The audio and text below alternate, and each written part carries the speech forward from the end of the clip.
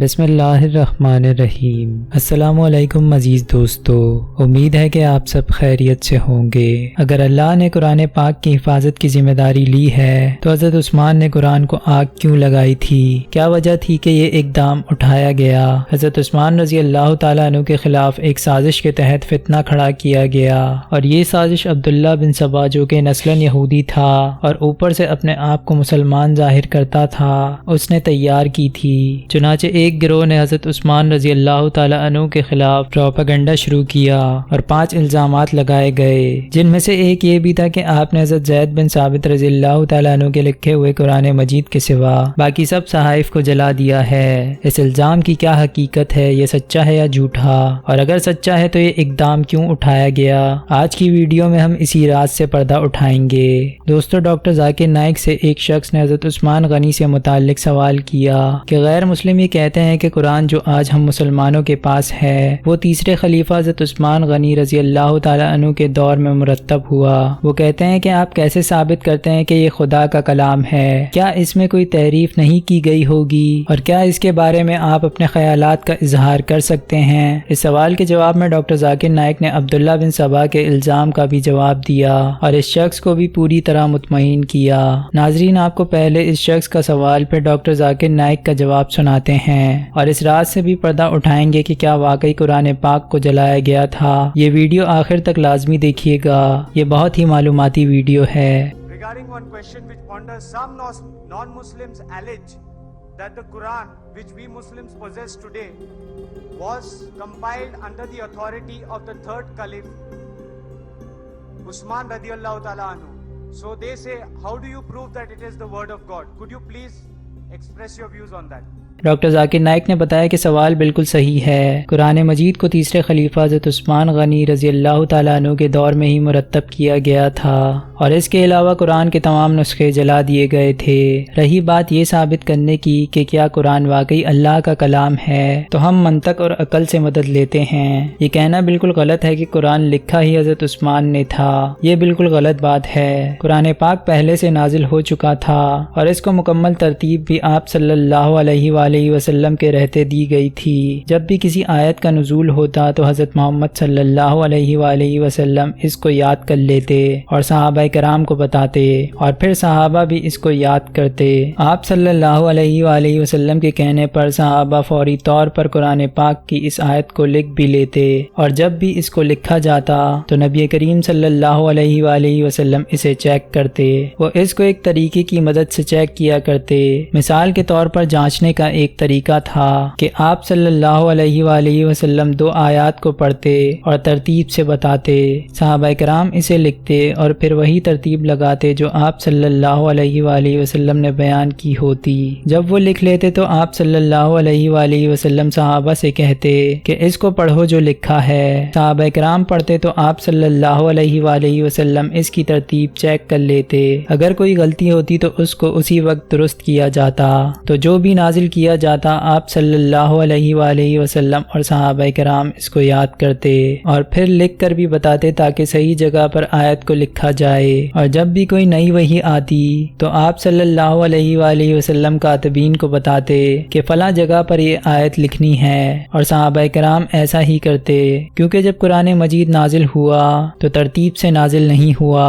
سب سے پہلے سورہ نمبر 96 کی آیت نازل ہوئی، اس لیے ہر وحی کے بعد آپ صلی اللہ علیہ وسلم صحابہ کو بتاتے کہ فلاں سورت کی فلاں آیت کے بعد یہ آیت لکھنی ہے۔ اور آج جو قرآن پاک کی ترتیب ہمارے پاس ہے، یہ وہی ترتیب ہے جو حضرت محمد صلی اللہ علیہ وسلم کے کہنے پر لگائی گئی، اور یہ بالکل صحیح ہے۔ اور پھر ایک اور طریقہ تھا کہ حضرت جبرائیل علیہ السلام ہر رمضان المبارک میں تب تک نازل کیے گئے قرآن پاک کو دہراتے اور آپ صلی اللہ علیہ وسلم بھی ان کے ساتھ دہراتے، اور جب آپ صلی اللہ علیہ وسلم کا وصال ہوا تو اس سے پہلے آخری رمضان میں قرآن پاک 2 مرتبہ دہرایا گیا اور مکمل ترتیب کے ساتھ دہرایا گیا۔ تو قرآن پاک اللہ تعالیٰ کی طرف سے ہے اور اس کی ترتیب بھی اللہ ہی کی طرف سے ہے۔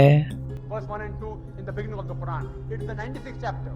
So whenever it was revealed, afterwards it was told by beloved Prophet to the scribes that this verse will come after this surah. And this that we have today, the order, is the same order as Lawh Mahfuz present in the heaven.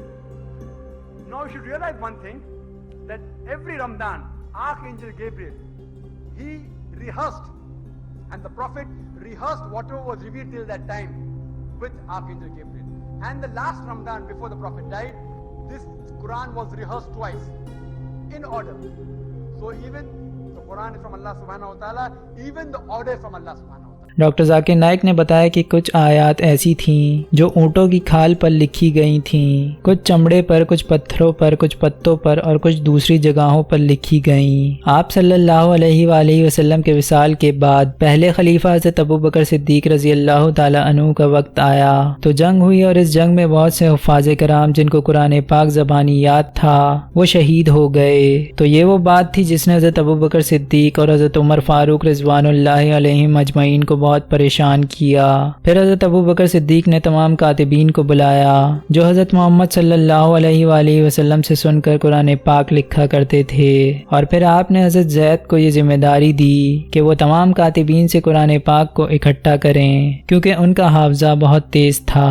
انہوں نے قرآن پاک کو اکٹھا کرنا شروع کیا جو مختلف اشیاء پر لکھا گیا تھا، تو حضرت زید اور دیگر صحابہ نے یہ تمام آیات ایک جگہ اکٹھا کی اور اس کو ایک کتاب کی شکل دی۔ یہ کاپی بعد میں حضرت عمر فاروق جو دوسرے خلیفہ تھے انہیں دی گئی۔ جب ان کی وفات ہوئی تو انہوں نے یہ کاپی اپنی بیٹی حضرت حفصہ کو دے دی۔ حضرت عثمان رضی اللہ تعالیٰ عنہ کے دور میں اسلام بہت زیادہ پھیل چکا تھا، تو قرآن کے تلفظ کے حوالے سے کچھ اختلافات ہوئے۔ مسلمانوں میں کچھ بحث شروع ہوئی جس کو روکنے کے لیے فیصلہ ہوا کہ جو اصل کاپی ہے وہ تمام مسلمانوں تک پہنچے، تو انہوں نے دوبارہ سے کاتبین کو بلایا اور حضرت حفصہ سے وہ اصل کاپی لی اور کاتبین کو ہدایت کی کہ وہ اس اصل کاپی میں سے مزید کاپیاں لکھیں۔ اور جب یہ کاپیاں تیار ہو گئیں تو حضرت عثمان رضی اللہ تعالی عنہ نے تمام مسلمانوں سے کہا کہ آپ کے پاس جو بھی کاپیاں ہیں آپ ان کو جلا دیں، کیونکہ جب نبی کریم صلی اللہ علیہ وآلہ وسلم نے قرآن پاک کی کسی آیت کا اعلان کیا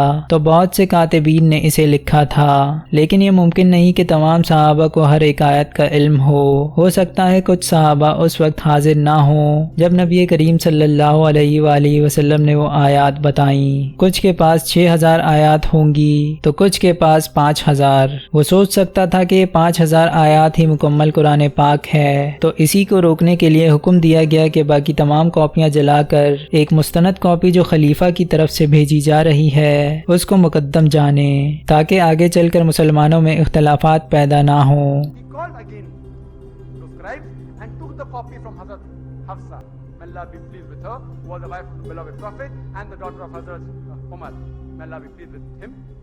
And he asked the scribes under again a committee to copy it again. And after copying, he asked the Muslim world that whatever copy that you have with you, you burn it. Why? There was a reason. Because every time the Prophet proclaimed a certain verse of the Holy Quran, many Sahabas wrote it down.